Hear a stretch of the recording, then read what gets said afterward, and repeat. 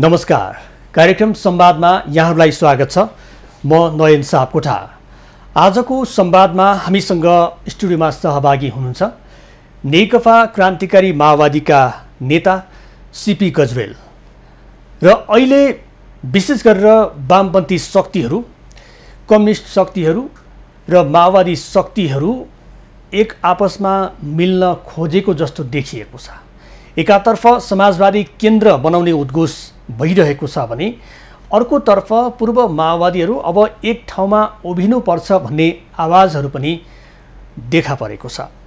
वास्तवमा वामपन्थी शक्तिहरू पछिल्लो समयमा तितर बितर हुनु पर्दाको पीडा र अहिले जुन समय कालखण्ड परिस्थिति अनुरूप नेपालको राजनीतिमा एकपछि अर्को विचलनहरू देखा पर्दै आइरहेको छ कि देशमा एउटा अग्रगामी शक्तिको रूपमा उदाएको माओवादी शक्तिहरू यतिखेर छिन्न भिन्न भएको अवस्थामा छ र 5 दलीय गठबन्धन अगाडि बढिरहेको छ। 5 दलीय गठबन्धन यस्तो गठबन्धन बनेको छ कि यसमा एउटा कम्युनिस्ट सिद्धान्त बोकेको पार्टी पनि समाहित छ र अर्को प्रजातान्त्रिक शक्तिको सिद्धान्त बोकेको नेपाली कांग्रेस पनि यसमा समाहित छ।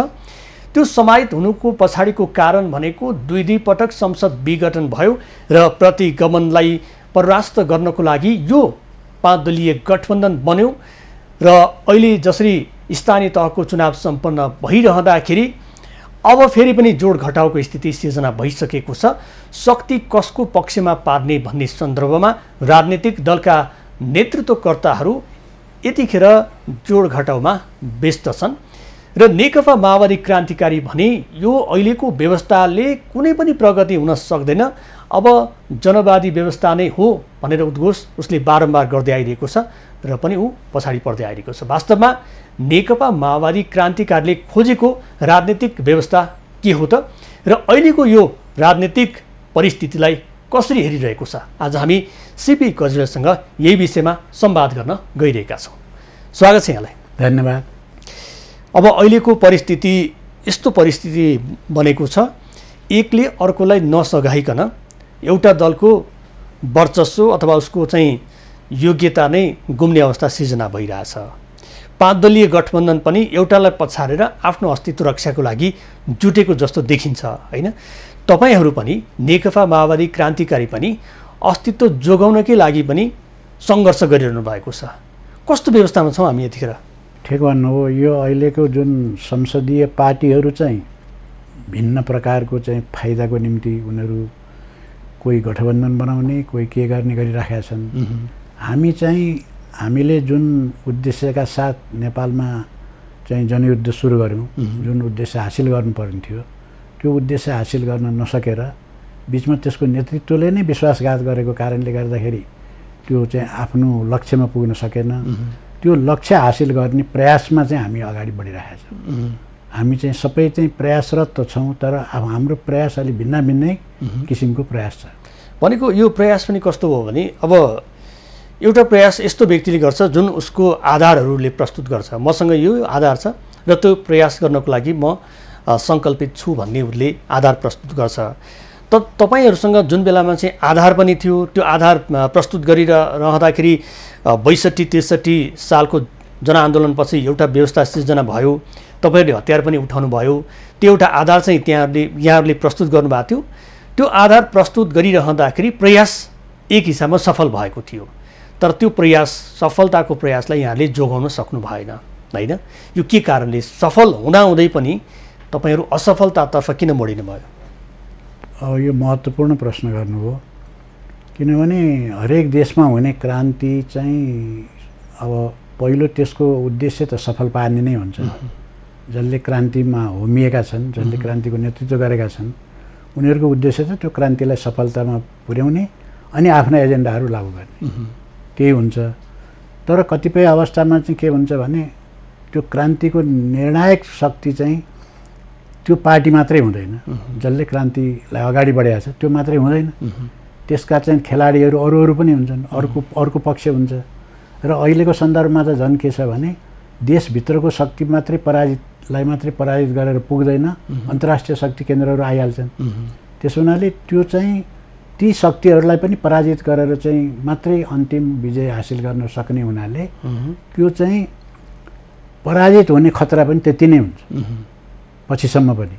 तर हाम्रो देशमा चाहिँ त्यो पराजित हुँदाखेरि के हुन्छ भने शक्ति सन्तुलनमा हाम्रो पार्टीले अथवा क्रान्तिकारीहरूले हारे भने शक्ति सन्तुलनमा जसले चाहिँ जित्छ त्यसले परास्त गर्नुभयो।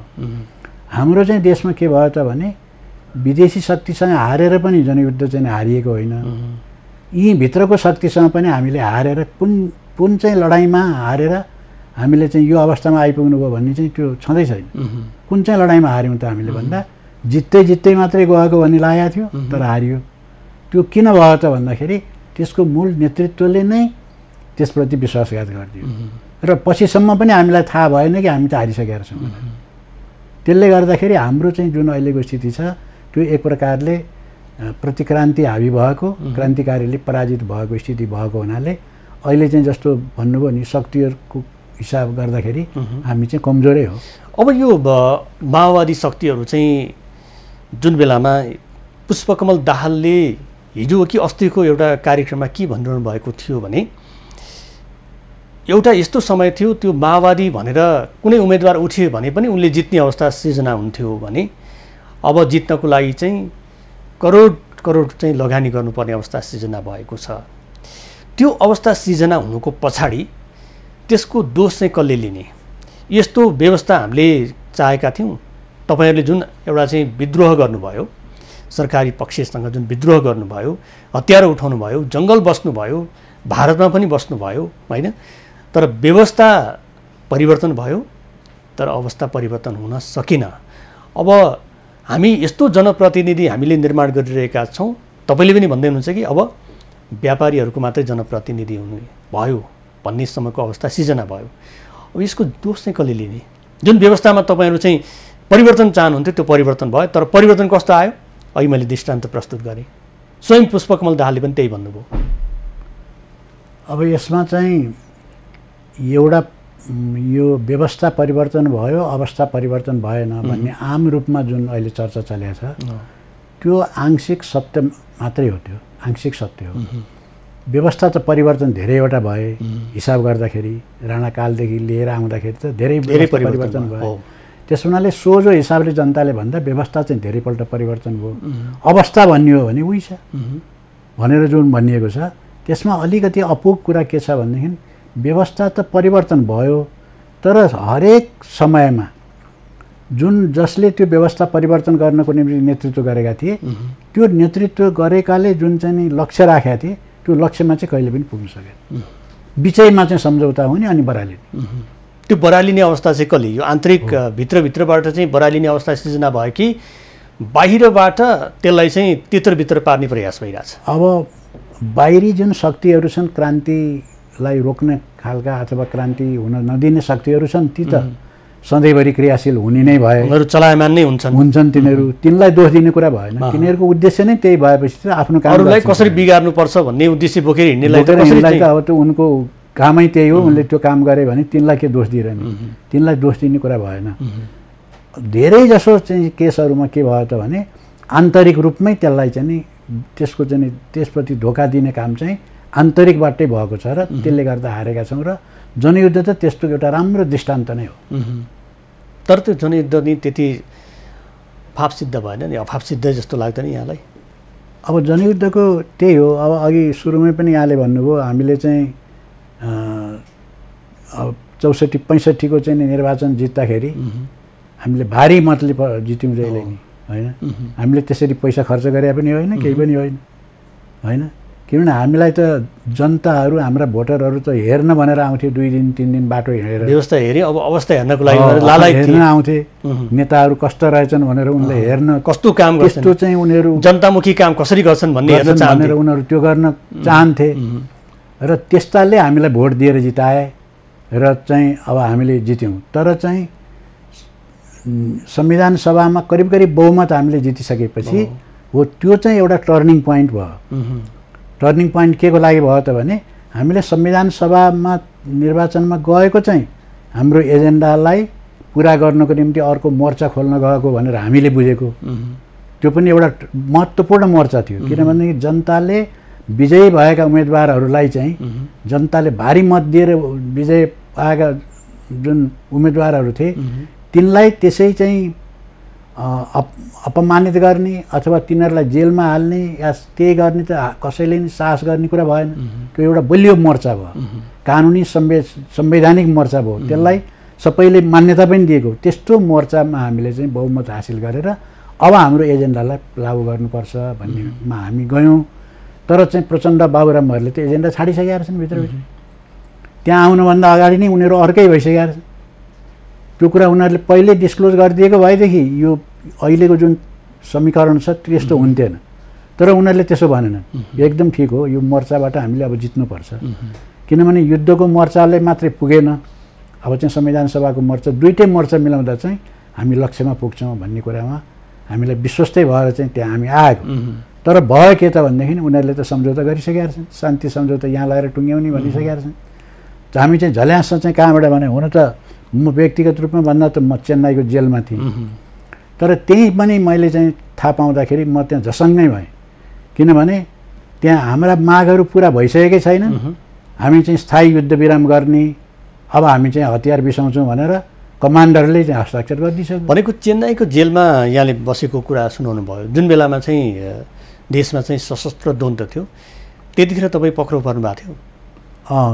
त्यतिखेर सशस्त्र जनयुद्ध चाहिँ एउटा क्लाइमेक्समा पुगेको थियो र हाम्रो पार्टीले चाहिँ मूल्याङ्कन के गर्यो त भने अब हामीलाई अन्तर्राष्ट्रिय समर्थनको आवश्यकता पर्यो। भित्र त हामी बलियो भयौँ, तर त्यतिले मात्र नि जितिँदैन।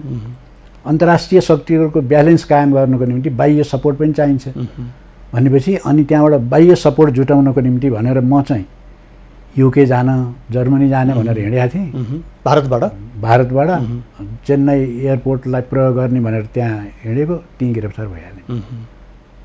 त्यो उद्देश्यलाई हिँडेको, त्यहीँ गिरफ्तार भएर म झन्डै 3.5 वर्ष त्यहीँ भारतीय जेलमा बसेँ। भनेको त्यतिखेर चाहिँ जुन बेला तपाईँ चेन्नई जेलमा हुनुहुन्थ्यो, नेपालमा चाहिँ त्यतिखेर के भइरहेको थियो? त्यतिखेर चाहिँ यो म जेलमा परेको निकै पछि नै त्यो दरबार हत्याकाण्ड भयो, 2018 लगभग चाहिँ त्यही बेलातिर, त्योभन्दा अगाडि नै परेको थिएँ। दरबार हत्याकाण्डपछि चाहिँ घटनाक्रम तीव्रतामा अगाडि बढ्यो। अनि अब त्यो चाहिँ मेरो मिसन चाहिँ पुरा नभएकोमा चाहिँ धेरै पछुतो गर्नुपर्ने अवस्था आयो। किनभने नेपालको स्थिति चाहिँ त्यस्तो तीव्रतामा बढिरहेको बेलामा अन्तर्राष्ट्रिय सपोर्ट जुटाउनु भनेर हिँडेको मान्छे नै त्यहीँ चेन्नईमा जेलमा परेपछि चाहिँ हामीलाई त्यसबाट धेरै घाटा भयो। तर घटनाक्रम चाहिँ राम्रोसँग तीव्रताका साथ अगाडि बढ्यो त्यो बेलामा। भनेको नेपालको राजनीतिक परिवर्तनमा दरबार हत्याकाण्ड किन नहोस्, 62-63 को आन्दोलन किन नहोस् र तपाईँहरूले हतियार उठाएको 2052 साल किन नहोस्, त्यो कालखण्डमा चाहिँ कतै न कतै अहिलेको जुन यो एउटा हामी राष्ट्रिय स्वाधीनताको कुरा गर्छौँ नि, यहाँहरू पनि राष्ट्रिय स्वाधीनताको लागि कतिपय सन्दर्भमा राष्ट्रवादी शक्तिहरूसँग पनि हामी सहकार्य गर्न तयार छौँ भनेर तपाईँहरूले उद्घोष गर्नुभएको छ। कतिपय सन्दर्भमा त मोहन वैद्यले राजाको समेत कुरा उल्लेख गर्नुभएको हामीले सुनेका छौँ। त्यो चाहिँ यहाँको पूर्व राजा होस् अथवा अन्य देशको राजाकै प्रसङ्ग किन नहोस्, होइन? यो विभिन्न कालखण्डमा भएको घटनाक्रमलाई हेर्दाखेरि चाहिँ तत्त बेलामा चाहिँ देशको राष्ट्रिय स्वाधीनता चाहिँ कमजोर पार्ने उद्देश्यले नै घटनाहरू चाहिँ घटेको मान्न सकिन्छ?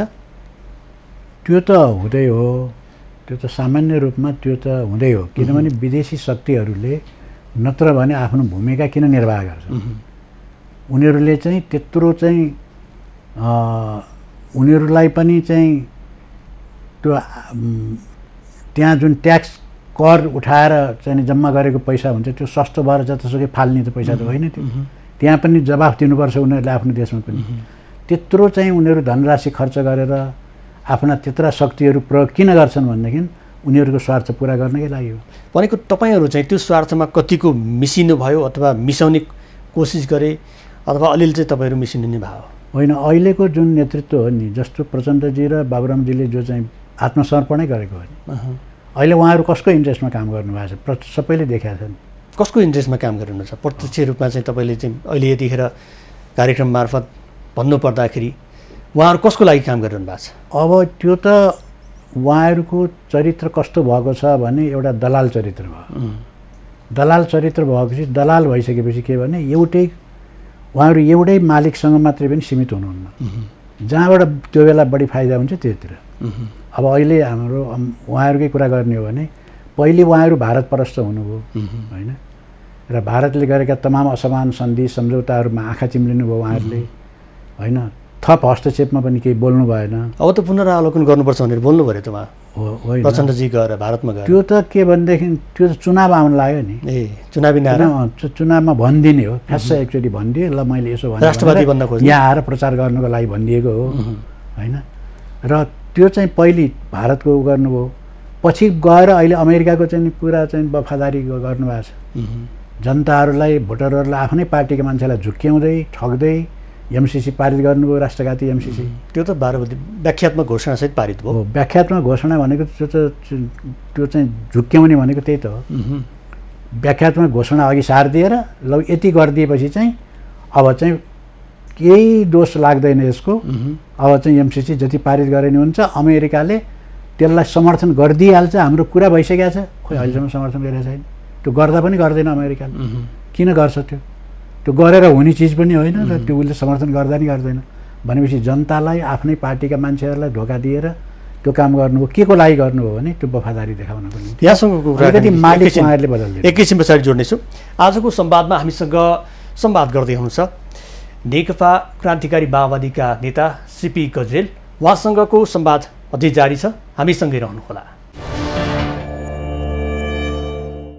किनभने शक्ति सन्तुलन राजनीतिमा के हुन्छ भने एउटा चाहिँ दीर्घकालीन रूपमा जनताले मान्ने देश राष्ट्रको लागि आवश्यक विषयवस्तु जुन छ त्यो हासिल गर्ने एक पक्ष हुन्छ। त्यो हासिल गर्नुको निम्ति चाहिँ दीर्घकालीन हिसाबले त त्यो अकाट्य नै हुन्छ, त्यो प्राप्त हुन्छ भन्ने ग्यारेन्टी गर्न सकिन्छ। तर केही समयको लागि कहिलेकाहीँ चाहिँ के हुन्छ भने शक्ति सन्तुलनको हिसाबले चाहिँ त्यो क्रान्तिकारी शक्ति कमजोर भएको हुन्छ, अर्को शक्ति बलियो हुन्छ। तत्कालको चाहिँ शक्ति सङ्घर्षको हिसाबले चाहिँ के हुन्छ भने उनीहरू कमजोर हुन्छन् र प्रतिक्रियावादी बलियो भएपछि उनले मागको विपरीत कुराहरू पास गर्दै जान्छन्। किनभने त्यसको चरित्र त उनीहरूको नाङमा भयो नि। सबभन्दा हामीलाई ठुलो उपलब्धि चाहिँ त्यही नै हो, किनभने यिनीहरू राष्ट्रघाती हुन् भनेर हामीले भन्दै आएका थियौँ। होइनन् भन्ने जनतामा जो भ्रम थियो, सबै जनतालाई के प्रश्न भयो भने राष्ट्रघाती त हो रहेछन् भन्ने हो। अब फेरि एउटा कुरा चाहिँ जस्तो राष्ट्रघाती प्रमाणित भयो भनेर तपाईँले भन्नुभयो, जनताले प्रमाणित गरिदिए भनेर, तर त्यही राष्ट्रघातलाई चाहिँ फेरि स्थानीय तहको चुनावमा त्यही जनताले चाहिँ त्यही राष्ट्रघातलाई भोट दिएर चाहिँ आफ्नो स्थान सुरक्षित गरिदिए। कसैलाई 1 नम्बर पारिदिए, कसैलाई 2 नम्बर पारिदिए। नेकपा एमाले पहिलो थियो, दोस्रोमा झारिदियो। माओवादी पहिला पनि त्यस्तै थियो, अहिले तेस्रोमा बस्यो। कङ्ग्रेस दोस्रोमा थियो, पहिलो नम्बरमा आइदियो। राष्ट्रघातलाई नै छान्दियो त जनताले फेरि। अब यो चाहिँ के हुन्छ भने जनताभित्र पनि विभिन्न खालका चाहिँ ट्रेन्डहरू प्रवृत्तिहरू हुन्छन् र जनताको पनि केही न केही आफू स्वार्थ चाहिँ हुन्छ फेरि होइन। त्यो चाहिँ अब अहिले नै हामीले पुरा गर्न सक्दैनौँ, किनभने अहिलेको माहौल के छ भनेदेखि अब अहिले हरेक एजेन्सीहरूले त्यो माहौल क्रिएट गर्न खोजिरहेको छ। एनजिओले क्रिएट गरिरहेको छ, विदेशी शक्तिहरूले, विदेशी संस्कृतिले आएर यहाँ त्यो माहौल क्रिएट गरिरहेको छ। त्यो माहौल भनेको के हो भनेदेखि उपभोक्तावाद। अहिलेको अहिले चाहियो, अहिले जे हासिल हुन्छ त्यही नै सबै कुरा हो भन्ने। अब हाम्रो चाहिँ बाटो कस्तो भयो भने देश बचाउनुपर्छ, राष्ट्रिय स्वाधीनताको रक्षा गर्नुपर्छ, विदेशी सेना देशबाट हटाउनुपर्छ, त्यहाँबाट हामी आफैले विकास गर्नुपर्छ। त्यो कहाँ हो त्यो है। अब अमेरिका यहाँ पस्न आँटिसक्यो, अब 55 अरब डलर लिएर के अरे ऊ आइसक्यो। अब त्यो बाँडेर खान छोडेर यसलाई पस्नै दिनु हुँदैन, यहाँ त्यसलाई लखेट्नुपर्छ यहाँबाट। भविष्यमा चाहिँ हाम्रो देशलाई बलियो पार्नुपर्छ, विदेशी हस्तक्षेपबाट मुक्त पार्नुपर्छ भन्दा त्यो कहिले हो यहाँ आफ्नै हातमै आइसकेको लड्डु नखाएर अब त्यो पछि कहिले हुन्छ भन्नेतिर मान्छेहरू कम मान्छे लाग्छन् भनेको। अर्को राजनीतिले गर्दाखेरि नेतृत्व तहले चाहिँ विदेशी लड्डु प्रति उनीहरूले आफ्नो उपस्थिति देखाए। आएको लड्डु सजिलोसँग खानको लागि कहाँ मेहनत सङ्घर्ष गरिरहनु, देश बनाउने मेहनत गर्ने भन्ने कुरा त भएन होइन। त्यतापट्टि चाहिँ यहाँहरू लाग्नु भएन। होइन, हामी चाहिँ त्यतातिर लाग्यौँ, तर मान्छेहरूलाई चाहिँ तुरुन्तै चाहिएको थियो होइन। हातमा आएको लड्डु खानु पहिले खाएर हेरौँ देखा जाला भन्नेतिर जाने स्थिति थियो।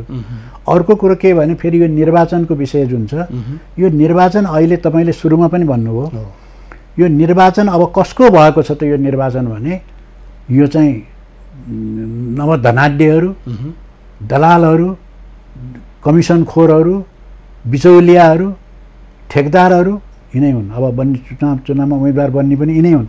या त यिनीहरू आफै उम्मेदवार बनेर जित्छन् या यिनीहरूले तोकिदिएको मान्छेले जित्छ। किनभने पैसा सैसाको व्यवस्था यिनीहरूले गरिदिन्छन्, जित्ने एउटा उठाइदिन्छन्, त्यो गर्छन्।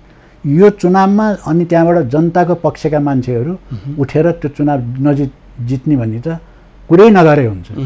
त्यो चुनावमा गएरै केही फाइदा, जनतालाई भ्रम पार्नु मात्र। अब हाम्रो निर्वाचन प्रणाली नै त्यही छ त, अब के गर्ने, यो व्यवस्था कसरी परिवर्तन गर्ने? तपाईँहरू भन्नुहुन्छ अहिलेको यो निर्वाचनको उम्मेदवारको उपस्थिति र राजनीतिक दलले चाहिँ टिकट दिने प्रवृत्ति जुन छ त्यो प्रवृत्ति त अब यसै चाहिँ परिवर्तन हुने पक्षमा त छैन होइन। टिकट कसलाई दिने, कसले कति खर्च गर्छ भन्ने हिसाबमै छिनोफानो हुने गरेको छ। अब यहाँ त प्रधानमन्त्री को बन्ने भन्नेसम्मको कुरा त हामीले सुन्दै आइरहेका छौँ होइन। महिला बन्ने कि पुरुष बन्ने भन्ने कुरा पनि हामीले सुन्दै आइरहेका छौँ। यस्तो अवस्थामा चाहिँ तपाईँहरू अब हामी चाहिँ अलिक प्रगतिशील ढङ्गबाट चाहिँ हाम्रो राजनीति अगाडि बढाउँदैछौँ भनिरहनु भएको छ। यो चाहिँ बेकारमा गरिएको जस्तो लाग्दैन? जुन देशले खोजेको एउटा छ, तपाईँहरू अर्कै गर्दै हुनुहुन्छ। जुन देशमा जसको हालिमुहाली छ त्यो हालिमुहालीबाट अब तपाईँहरू पार लाउँछु भन्दै हुनुहुन्छ। त्यसरी सजिलोसँग सकिन्छ र भने? होइन, यो त सजिलोसँग त सकिँदै सकिँदैन। सजिलै हुने भएदेखि त्यत्रो वर्ष जनयुद्धमा हिँडेर बाबुरामले मार्क्सवाद ठिक छैन भन्नेमा पुगेँ भनेर किन भन्थे?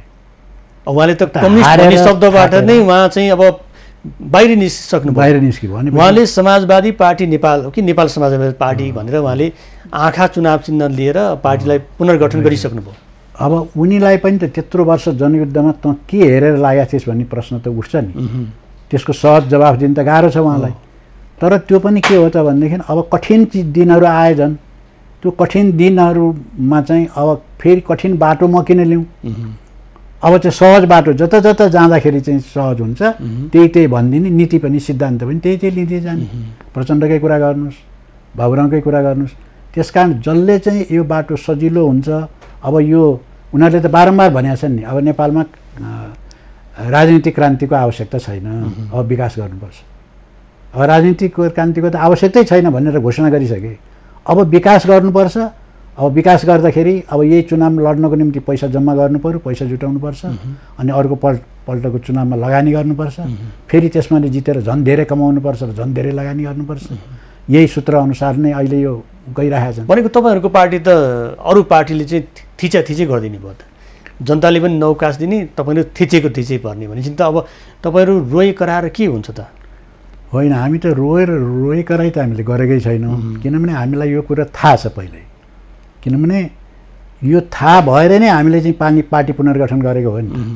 अहिलेको अवस्थामा जबकि नेतृत्वले परित्याग गरिसक्यो, त्यो लाइन सबै कुराहरू छाडिदिइसक्यो, आत्मसमर्पण गरिदिइसक्यो, त्यसका विरुद्ध चाहिँ फेरि झन्डा बोकेर हिँड्नेहरूलाई त उनीहरूलाई त थाहा थियो, हामीलाई त्यो थाहा थियो कि अब यस्तो परिस्थिति आउँछ, चारैतिरको घेराबन्दी हुन्छ, किनभने हामी चाहिँ हाम्रो शक्ति कमजोर हुन्छ, यो सबै भोग्नुपर्छ हामीले भन्ने हामीलाई थाहा थियो। भनेको तपाईँ मूल पार्टीमा नअटाउनुको पछाडिको कारण चाहिँ के हो त? के बिगार्यो मूल पार्टीले?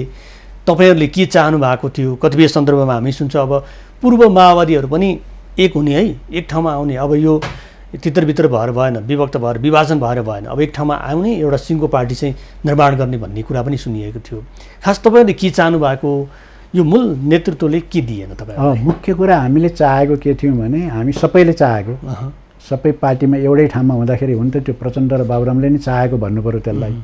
हामी यो नेपाललाई त्यतिखेर त राजतन्त्रात्मक व्यवस्था थियो होइन, राजतन्त्रात्मक, यसलाई डेमोक्रेसी भन्थ्यो यसलाई होइन, लोकतन्त्र हो, राजतन्त्रात्मक लोकतन्त्र थियो। यसको सट्टामा हामीले चाहिँ जनगणतन्त्र ल्याउनुपर्छ भनेर जनयुद्ध सुरु गरेको। जन चाहिँ छैन, गण मात्रै भयो। हो, जन चाहिँ हटाइदियो, जनलाई सिद्ध्याइदिए। त्यही जनलाई सिद्ध्याइदिएपछि यसको चरित्र अर्कै भयो होइन। त्यस कारण हामीले जनगणतन्त्र ल्याउने जुन उद्देश्यका साथ हामी हिँडेका थियौँ, त्यो मिसनमा हामी हिँडेका थियौँ, त्यो प्रति विश्वासघात र धोका भयो। त्यस कारण हामी त्यसैलाई त्यही एजेन्डामा कायम भएर अगाडि बढ्नुपर्छ, जनगणतन्त्र ल्याउनुपर्छ भन्ने हामी भयौँ। अब उनीहरूले के गरे भने अब लोकतान्त्रिक गणतन्त्रतिर जाने हो। अब तपाईँलाई प्रश्न चाहिँ, जुन एउटा चाहिँ व्यवस्था थियो त्यो व्यवस्था परिवर्तन गर्नुपर्छ, यो व्यवस्थाले देशको विकास हुँदैन, यो जनताले सुख पाउँदैन भनेर तपाईँहरू लड्नुभयो। र जनगणतन्त्र भन्नुभएको थियो यहाँले, गणतन्त्र मात्रै आयो, राज संस्था चाहिँ फालेर पछुतो लागेछ कि यो चाहिँ चाहिने नै रहेछ भन्ने कहीँ कतै चाहिँ त्यसको ठाउँ हुनुपर्दो रहेछ भन्ने कुरा चाहिँ यतिखेर माओवादीको जुन एउटा प्रगतिशील धार, जुन राष्ट्रिय स्वाधीनताको रक्षा हुनुपर्छ भन्ने आवाजहरू यहाँले उठाइरहनु भएको छ नि, त्यो पक्षबाट हेर्दा चाहिँ त्यो संस्था पनि कहीँ न कहीँ चाहिँ चाहिँदो रहेछ भन्ने लाग्यो हो? होइन, त्यो हाम्रो चाहिँ के हो भने गणतन्त्र ल्याएर गल्ती गरिएछ भन्ने चाहिँ त्यस्तो त लागेको छैन। हामीले ल्याउन खोजेको त जनगणतन्त्रै हो होइन, जनगणतन्त्र आएन, त्यो नआएको हुनाले त्यसको प्राप्तिको निम्ति सङ्घर्ष अगाडि बढाउनुपर्छ भन्ने चाहिँ हाम्रो मान्यता कायम रहन्छ। तर पछिल्लो चरणमा जुन प्रकारले गणतन्त्र आइसकेपछि जुन विकृति देखियो, विसङ्गति देखियो, झन बर्बादी, झन राष्ट्रघात इसाराहरू देखियो, त्यसो गर्दाखेरि यो प्रश्न चाहिँ उठ्ने गरेको छ। भनेको यो अहिलेको स्थिति भन्दा त त्यही बेलाको जुन राज संस्था नै ठिक थियो भन्ने चाहिँ लागिरहेछ। होइन, त्यो जुन देखेर चाहिँ जस्तो तपाईँले प्रश्न गर्नुभयो योभन्दा त त्यही ठिक थियो नि भनेर, यो चाहिँ निष्कर्ष होइन हाम्रो। किनभने राजतन्त्रको बेलामा पनि त हामीले देखेकै त हो, राजतन्त्रले जनताका अधिकारहरू कसरी कुल्चेको थियो होइन, हामीले चाहिँ जनयुद्ध गर्दाखेरि के भएको थियो, यो सबै त्यो बेलामा हो नि। हुन त कयौँ पात्रहरू त अहिले पनि दोहोरिन्छन्। शेरबहादुर देउवा प्रधानमन्त्री हुँदाखेरि हाम्रो टाउकामा इनाम घोषणा भएको थियो। भनेको गणतन्त्रमा सबै कुरा चाहिँ सुनौलो छ, सबै कुरा चाहिँ एकदमै राम्रो देखिएको छ? होइन, छैन देखिएको, यो गणतन्त्रमा देखिँदैन। किनभने यो बुर्जुवा गणतन्त्र हो र यो त बुर्जुवा गणतन्त्र पनि छैन अझ। म तपाईँलाई भनौँ, कमसेकम पुँजीवादी गणतन्त्रमा त के हुन्छ भने प्रतिस्पर्धा हुन्छ, चुनावमा प्रतिस्पर्धा हुन्छ, चुनावमा पार्टीहरू जनताको बिचमा जान्छन्, के लिएर जान्छन् भने घोषणापत्र लिएर जान्छन्, यसको आधारमा हामीलाई भोट दिनुहोस् भन्छन्, त्यहाँ प्रतिस्पर्धा हुन्छ, प्रतिस्पर्धाबाट अनि जनताले जसलाई मन पराउँछ त्यसलाई जित्छ, त्यसले भनिन्छ। तर अहिले त यहाँ त त्यो प्रतिस्पर्धै छैन। अब त के भयो त भने गठबन्धन बनाइदिएपछि त प्रतिस्पर्धा गर्नै पर्यो, प्रतिस्पर्धै गर्नु परेन। अब प्रचण्डले चाहिँ रुखलाई भोट माग्दै हिँडेको छ, शेरबहादुर देउवाले हँसी हथौडाले भोट माग्दै हिँडेको छ। के प्रतिस्पर्धा भयो त त्यो जुन प्रतिस्पर्धा गरेर आउने, जनताको मत जितेर चाहिँ सरकार बनाउने भन्ने जुन यसको राम्रो पक्ष भनिन्छ त्यो चाहिँ सिद्धिसक्यो, त्यो पनि सिद्धिसक्यो यहाँ होइन। अब त के भन्ने, अब त भनिँदैछ अब अहिलेको यो जुन अब आउने निर्वाचनमा त के गर्ने रे भने एउटै चुनाव चिन्हबाट सबै लड्ने, एउटै चुनावबाट एउटै घोषणापत्र बनाएर लड्ने भनेपछि यो प्रतिस्पर्धा भन्ने कुरा नि हरायो। भनेको राजनीतिमा एउटा पद र स्थानको सुरक्षित गर्नको लागि मात्रै स्वार्थको राजनीति चाहिँ केन्द्रित भयो। एकदम ठिक भन्नुभयो। र लागेको कुरा गर्ने हो भने नेपालमा एउटा गीत छ नि, काले काले मिलेर खाउँ भाले, त्यो काले काले मिलेर भाले खाने। यो कुराकानीको क्रम, यो संवादको क्रम एकैछिनमा चाहिँ जारी राख्नेछु। दर्शक, आज हामीसँग नेकपा क्रान्तिकारी माओवादीका नेता सीपी गजरेल हुनुहुन्छ संवादमा। यो क्रम अझै जारी छ, हामीसँगै रहनुहोला।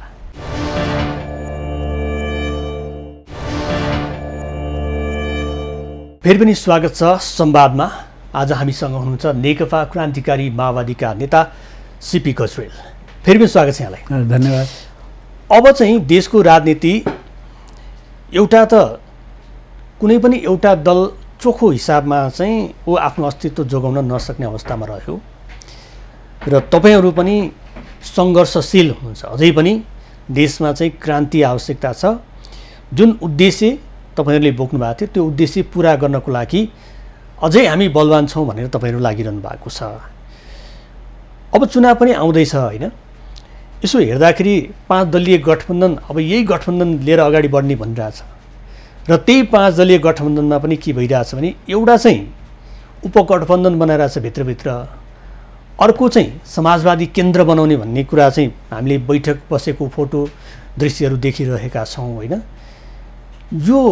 यसको उद्देश्य चाहिँ यहाँले के देखिरहनु भएको छ? जुन चुनावी गठबन्धन बनाउने र आगामी चुनावी नतिजा कसको पक्षमा पार्ने भनेर उनीहरू जोडघटमा लागिरहेका छन् नि, यसको उद्देश्य चाहिँ के हो? के उद्देश्यले उनीहरू यो कुरा गरिरहेका छन्? यसको उद्देश्य त प्रष्टै छ नि। अब यो गठबन्धन बनाउँदाखेरि चाहिँ बहुमत ल्याउन सकिने रहेछ, बहुमत ल्याएपछि सरकार बनाउन सकिने भयो। पहिले त स्थानीय तहको मात्रै थियो, अलि सानो स्केलको सरकार थियो, त्यो त ठुलो लाभ हानि पनि धेरै हुने खालको संस्थाहरू छ। अब सङ्घीय ऊ पनि यहीभित्र पर्छ। प्रदेश छ हामीसँग, प्रदेश पनि पर्छ, मन्त्री पद छ त्यहाँ, मन्त्रीहरू पद छन्, सभामुख, उपसभामुख, प्रदेश प्रमुख छ, सारा पदहरू त्यहाँ चाहिँ देखिराखेका छन् होइन। अनि त्यहाँबाट मुख रसाइराखेको छ।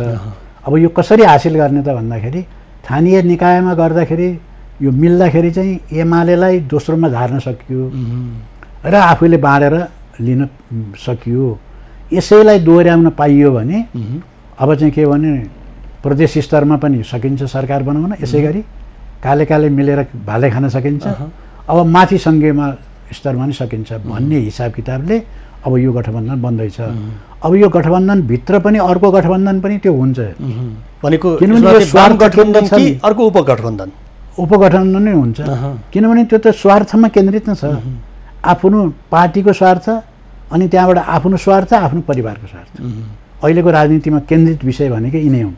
भनेपछि चाहिँ अब कुन चाहिँ के गर्दाखेरि चाहिँ अब त्यो स्वार्थ पुरा हुन्छ उनीहरूले त्यही गर्छन्। भनेको यस्तो विकृत राजनीतिलाई हामीले चाहिँ अँगालिरहेका छौँ भने यसको विकल्प न यहाँले दिन सक्नुभयो, न अर्को विकल्प सहितको शक्ति भनेर उदाएको अर्को शक्तिले दिन सक्यो होइन। यो चाहिँ गन्जागोलको अवस्था, यो भद्रकोलको अवस्था चाहिँ कति वर्षसम्म जाने भन्ने कुरा चाहिँ यसै अनुमान लगाउन नसक्ने अवस्था रह्यो होइन। अब हामीले जुन चाहिँ परिवर्तन गर्छौँ भनेर जुन विकल्प दियौँ, अब अन्तिममा त त्यही नै विकल्प हुन्छ अन्तिममा चाहिँ। अब यो बिचको अवधिमा चाहिँ कहिले कता यो गन्जागोल, फेरि के हुन्छ भने गन्जागोल नभइकन र जनता वाक्क दिक्क नभइकन ठुलो परिवर्तन पनि हुँदैन। फेरि अब हुन खोजिरहेछ परिवर्तन, अब हुन खोजिरहेछ। स्थानीय तहमा चाहिँ एउटा आशाको सञ्चार भयो भन्छौँ नि होइन, स्वतन्त्र उम्मेदवारको चाहिँ उपस्थिति भयो र अहिले पनि हामीले देखिरहेका छौँ कि एउटा चाहिँ नयाँ शक्तिको रूपमा अब पुराना नेताहरूलाई घरमै बस्नको लागि चाहिँ अनुरोध गर्ने, आग्रह गर्ने र नयाँ ऊर्जाशील युवाहरूलाई चाहिँ एउटा राजनीतिमा ल्याउने चेष्टा देखा परिरहेको छ। त्यसमा चाहिँ तपाईँहरूको सदास्यता कति हुन्छ? तपाईँहरू उत्तरार्धमा हुन्छ नेपालको राजनीतिमा होइन, अब अरूलाई छाडिदिनुपर्छ भन्ने लाइनमा हुन्छ कि होइन? अब यो बाँकी छ, हाम्रो विचार र हाम्रो सिद्धान्त जिउ रहेसम्म त कहाँ छाड्छौँ र भन्ने हो। अब यो बहस पनि चलेकै छ, चल्न चाहिँ, तर यो बहस जुन चलेको छ त्यो चाहिँ त्यो भित्र पनि अर्कै चिज छ भन्ने जस्तो देखिन्छ। यो खहरी खोला हो। यो चाहिँ कुनै पनि राजनीतिक पार्टीको मूल्याङ्कन केबाट हुन्छ भने त्यसले लिएको नीतिबाट हुन्छ, त्यसको विचारबाट हुन्छ, त्यसले कस्तो देश बनाउन खोजेको छ, यो नेपाललाई कस्तो बनाउन खोजेको छ भन्ने कुराबाट त्यसको मूल्याङ्कन हुन्छ। त्यसलाई व्यवहारमा कसरी उसले लागू गर्छ भन्ने कुराबाट मूल्याङ्कन हुन्छ। कतिवटा यसमा ठिटाहरू छन्, कति उमेर पुगेका छन्, कति चाहिँ 20 वर्ष मुनतिरेका छन्, कति 30 वर्ष मुनतिर, त्यसबाट हिसाब हुँदैन, त्यसको नीतिबाट। अहिले हेर्ने हुन्छ भनेदेखि सबै पार्टीमा युवाहरू छन् नि, कहाँ छैनन्? सबै पार्टीमा छन्। भनेपछि अब कुनै पार्टीका युवाहरू धेरै भएको पार्टीले चाहिँ राम्रो काम गर्ने, बुढा धेरै भएको पार्टीले नराम्रो काम गर्ने भन्ने हुन्न। त्यसको नीति त प्रष्ट हुन्छ नि। नीति त वृद्धले मान्नु पर्यो, उमेर पुगेकोले मान्नु पर्यो, उमेर नपुगेकोले सबैले मान्नु पर्यो। त्यसकारण हो ऊर्जा चाहिँ के हुन्छ भने युवामै हुन्छ, त्यो कुरालाई मान्न सकिन्छ। त्यसकारण हामी चाहिँ के मान्छौँ भने हाम्रो नि सिद्धान्त छ त्यो बारेमा, प्रष्ट चाहिँ विचार पनि छ। त्यो माओले भन्नुभएको छ कि पार्टीमा के हुनुपर्छ भने 3 in 1 प्रिन्सिपल भन्नुभएको छ। त्यो भनेको 3मा 1 भनेको चाहिँ त्यो पार्टी कस्तो हुनुपर्छ भने त्यो चाहिँ आदर्श पार्टी चाहिँ खोजेको चाहेको जस्तो पार्टी चाहिँ त्यसमा वृद्ध पनि हुनुपर्छ, प्रौढ पनि हुनुपर्छ, युवा पनि हुनुपर्छ। तर पार्टीहरूले चाहिँ त्यो एउटा चाहिँ एउटा सिद्धान्त बोकेको ती नेताको चाहिँ पार्टी कार्यालयको भित्तामा चाहिँ फोटो चाहिँ सजाउने भए, बिपीको फोटो नि हामीले सजाएको देख्छौँ काङ्ग्रेसको पार्टी कार्यालयमा। अब माओवादी त कुरै नगरौँ, महासचिवको फोटो कति सजायो, एमाले अब त्यस्तै पुष्पलालको फोटो लगायतका अरू फोटो राखेका छन्। तर त्यो फोटोले बोलेन, फोटो निर्जीव भयो। तर सजीव पात्रहरूले चाहिँ तिनीहरूलाई नै दुध काट्ने काम गरे। यस्तो अवस्थामा हामी राजनीतिलाई चाहिँ अब यो फोहोर भयो, अब सङ्लो बनाउँछौँ भनेर लागिरहँदाखेरि अब पत्याउने आधार पनि छैन, एउटा न एउटालाई चाहिँ भोट नदिकन पनि सुख छैन होइन। त्यो भोट नदिने वातावरण चाहिँ बनाउन सकिन्छ सकिँदैन? अब हो, ठिक कुरा गर्नुभयो। अब बनाउनु पर्ने त्यही वातावरण हो। अब यो जो कन्फ्युज छ नि, अब जनतामा अहिले हामीले चाहिँ जनतामा चेतना अझ अगाडि सक्रियता बढ्दै जान्छ भनेर किन भन्यौँ भने पहिले नै संविधान बन्दैखेरि यो संविधानले काम दिँदैन है, यो व्यवस्था हाम्रो लागि होइन, यो हाम्रो देशमा सुहाउँदो हुँदै होइन भनेको थियौँ हामीले। तर जनताले त पत्याएनन्, बडा खुसी थिए जनता। अब समाजवाद घर बसी आउने हो भन्थे, आएन। हाम्रा समस्या हल हुन्छ भन्थे, झन् गरिबी बढ्दै गयो, भ्रष्टाचार बढ्दै गयो, के चाहिँ भएन बाँकी रहेर, सारा कुरा भयो। राष्ट्रिय स्वाधीनता भन्ने हो भनेदेखि त अब चाहिँ देशै सिद्धिने अवस्था पुगिसक्यो भनेपछि त्यो बेलाभन्दा जनताले पत्याएन। अब तिनै जनताले त्यही कुरा भन्न थालेका छन्, हो रहेछ अब यो व्यवस्था पनि काम नलाग्ने रहेछ, अब यो नेता त कोही पनि काम नलाग्ने भयो भन्न थालेका छन्। अब हामीले भन्छौँ के भनेदेखि नेता त काम नलाग्ने भयो त्यो चाहिँ ठिक हो, तर एउटा कुरो त्यसमा के थपिदिनुपर्छ भने यो व्यवस्था काम नलाग्ने भएर पनि नेता त्यस्ता भएको। अब चाहिँ व्यवस्थाको पनि भूमिका छ। अब व्यवस्था बदल्नुपर्छ भन्नेमा जनता आइसकेपछि हेर्नु होला, अब व्यवस्थाको विकल्प यहाँ खोजिन्छ। नयाँ व्यवस्था भनेको के हो त? यो प्रदेश के नयाँ व्यवस्था भनेको त हामीले प्रष्टै हो, जनगणतन्त्रै हो यसलाई चाहिने, नेपाललाई चाहिने। त्यो जनगणतन्त्रको आवश्यकता फेरि पनि छ र चाहिँ त्यो जनगणतन्त्र चाहिँ स्थापित हुन्छै फेरि नेपालमा। अब जनताले क्रमशः त्यो कुरो बुझ्दै गएपछि यो व्यवस्थाको विकल्प चाहिँ जनता खोज्न थालेपछि त कुनै शक्तिले पनि ठेक्दैन नि। त्यो जनता नउठिकन त मान्छेले देख्दैनन्। श्रीलङ्कामा हामीले देख्यौँ नि त, राजा पक्ष जम्मा 5 परिवारले सारा 70% पदहरू कब्जा गरेर बस्दाखेरि पनि त जनता चुपै लाएर बसे जस्तो देखिएको थियो बाहिरबाट देख्दाखेरि। कस्ता जनता होलान् श्रीलङ्काका, जे गर्दा नि मान्ने जस्तो लागेको थियो। तर पछि उनी एकपल्ट उठेपछि त ती राष्ट्रपतिका भवनहरू पनि सबै के भए, कहाँ गए, राष्ट्रपति भाग्ने पनि ठाउँ नपाएर चाहिँ लुक्ने ठाउँ खोज्दै हिँड्ने अवस्था आए। कोही देशै छोडेर भाग्न थाले। त्यो तीका जनताले गरेको हो नि त, बाहिरबाट गरेर त गरेका थिएन। जनता भनेको त्यस्तै हुन्छ। अहिले यी जनता उठेनन् भन्ने लागेको हुन्छ केही मान्छेलाई र उनी ढुक्कसँग जे मन लाग्यो त्यही गर्छन्। भनेको 62-63मा जसरी जनता जागे अब त्यसै गरी जाग्ने बेला आउँदैछ भन्दै हुनुहुन्छ? होइन, आउँदैछ, एकदम आउँदैछ। 1-2वटा सङ्केत देखिया छ। गुठी विधेयकमा एकचोटि उत्रिया थिए जनताहरू, उठ्न सकिँदो रहेछ नि त। अब चाहिँ त्यही नै अन्तिम त होइन रहेछ 62-63 पनि। अब पनि फेरि जनता उठ्ने बेला चाहिँ हुँदो रहेछ। त्यो अब उठ्ने बेला बिस्तारै हुँदैछ र हामी त्यसमा चाहिँ के गर्दैछौँ, त्यसको तयारी हामी गर्दैछौँ। जनता उठेपछि चाहिँ फेरि यिनीहरूको भागाभाग हुने। अब त्यो उहाँ त राष्ट्रपति भवनहरू भनेको जनता उठ्ने भनेको अहिलेको व्यवस्थालाई ठ्याक्कै उल्टाउने कुरा पनि छ त फेरि। उल्टाउने, त्यसैको निम्ति चाहिँ जनता उठ्ने हो। श्रीलङ्कामा एउटा कमी त्यही कुराको भयो, राजनीतिक पार्टीको चाहिँ आवश्यकता पर्दो रहेछ भन्ने कुरा त्यसले एउटा पाठ पनि सिकायो। त्यो उल्टिने भनेको चाहिँ तपाईँले खोजेको जस्तो जनगणतन्त्र आउँदैछ भन्ने गणतन्त्र कि अर्को चाहिँ राज संस्थै फर्किँदैछ भन्ने? राज संस्था फर्केला जस्तो मलाई लाग्दैन। त्यसको आधार चाहिँ देख्नुहुन्न तपाईँले? तर अहिलेको यो व्यवस्था, अहिलेको नेतृत्व तहले लिएको नीतिलाई फेर्नको लागि जनता जागरुक हुने अवस्था अब सिर्जना भइसक्यो भन्दै हुनुहुन्छ? एकदम हुँदै गएको छ। अबको चुनावले के त्यसको केही सङ्केत गर्न सक्छ? अब चुनाव त यो चुनावले पनि त एउटा सङ्केत त गर्ला, तर यो चुनावमा कसले हार्छ कसले जित्छ भन्ने यो चुनाव विकृत खालको चुनाव भएको हुनाले कसले जित्छ कसले हार्छ त्यसको कुनै खासै मूल्याङ्कन गर्न सक्ने स्थिति नै छैन। तपाईँले चाहिँ के देख्नु भएको? समाजवादी केन्द्र भनेर चाहिँ वामपन्थी शक्तिहरू एक ठाउँमा आउँछन् अथवा वामपन्थी शक्तिहरू नै अहिलेकै अवस्थामा जस्तो नेकपा एमाले छुट्टिएर उसले आफ्नै शक्ति सङ्घर्ष गर्छ अथवा त्यहाँ जुन त्रिपक्षीय यो समाजवादी केन्द्र बनाउने भन्ने कुराहरू देखा परिरहेछ नि, त्यसमा चाहिँ तपाईँले कस्तो खालको अपेक्षा राख्नु भएको छ? होइन, यो समाजवादी केन्द्र बनाउँछु भनेर चाहिँ उनी 2-3 दिन त्यसरी हिँडे प्रचण्ड। हिजो बेलुकादेखि उनले छोडिसके फेरि। के देखेर छोड्यो? यो समाजवादी केन्द्र अब बन्दैन।